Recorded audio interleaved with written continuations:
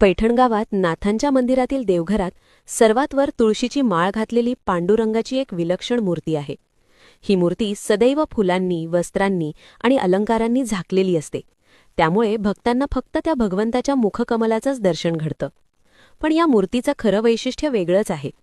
आपण नेहमी पाहतो तो पांडुरंग दोन्ही हात कमरेवर ठेवून उभा असतो. मात्र इथे पांडुरंगाचा डावा हात कमरेवर आहे आणि उजवा हात कमरेखाली पुढे उघडलेल्या तळहातासह दिसतो. म्हणूनच या स्वरूपाला विजयी पांडुरंग असं म्हटलं जातं. ही मूर्ती सुमारे 1.5 फूट उंच, 2.5 किलो वजनाची आणि पंचधातूपासून घडवलेली आहे.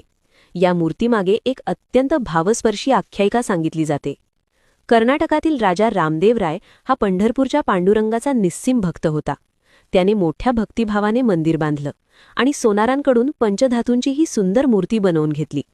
प्राणप्रतिष्ठेची तयारी सुरू असतानाच पांडुरंगाने राजाला दृष्टांत दिला आणि स्पष्ट शब्दात सांगितलं, ही मूर्ती तू इथे स्थापलीस तर मी इथे राहणार नाही आणि माझ्या इच्छेविरुद्ध तसं केलंस तर तुझा निर्वंश होईल. राजा भयभीत झाला.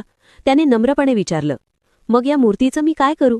तेव्हा पांडुरंग म्हणाला, ही मूर्ती पैठणच्या नाथ महाराजांकडे नेऊन दे. राजाने मोठ्या थाटात वाजत गाजत ही मूर्ती पैठणला आणली. त्यावेळी नाथ महाराज मंदिरात एका खांबाला टेकून पुराण सांगत होते. तोच खांब आज पुराण खांब म्हणून ओळखला जातो. राजा शांतपणे प्रवचन संपेपर्यंत थांबला आणि नंतर संपूर्ण कथा नाथ महाराजांना सांगून मूर्ती त्यांच्या चरणी अर्पण केली. नाथ महाराजांनी मूर्तीला नमस्कार केला आणि म्हणाले, तू राजाच्या घरी राहणार आहेस. माझ्याकडे राहण्याची तुझी इच्छा असेलही, पण माझ्याकडे राजासारखी पंचपक्वान्न नाहीत. तेवढ्यात एक अद्भुत चमत्कार घडला. भगवंतांच्या पायाखालच्या विटेवर अक्षरं उमटली, दास जेऊ घाला न घाला. अर्थ असा की नाथ महाराज, मी तुझ्याकडे दास म्हणून आलो आहे.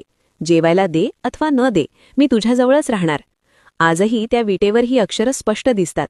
भगवंत घरी आले म्हटल्यावर नाथ महाराजांनी आपल्या पत्नी गिरिजाबाईंना हाक मारली. पाहुणचारासाठी त्यांनी चांदीच्या वाटीत लोणी आणि खडीसाखर आणली. ते पाहताच भगवंतांनी आपला उजवा हात पुढे केला आणि लोणी चाटले. तो हात लोण्यामुळे थोडा ओलसर राहिला. परत कमरेवर ठेवताना तो हात नीट बसेना आणि म्हणूनच आज त्या मूर्तीचा उजवा हात कमरेखाली, तळहात पुढे उघडलेला दिसतो. आजही प्रत्येक एकादशीला या मूर्तीचा अभिषेक केला जातो. अभिषेकानंतर पिठी साखरेने मूर्ती स्वच्छ पुसली जाते. त्यावेळी जर कोणी त्या उजव्या हातावरून हात फिरवला तर आजही लोण्याचा हलकासा चिकटपणा जाणवतो असं भक्त सांगतात. याच भगवंतांनी नाथ महाराजांच्या घरी कावडीने पाणीही वाहिलं. मूर्तीच्या खांद्यावर पाणी वाहिल्याचे ठसे आजही स्पष्ट दिसतात. अशा 3 अद्वितीय वैशिष्ट्यांनी नटलेली नाथांच्या मंदिरातील ही विजयी पांडुरंगाची मूर्ती आजही भक्तांच्या श्रद्धेचा, विश्वासाचा आणि भक्तीचा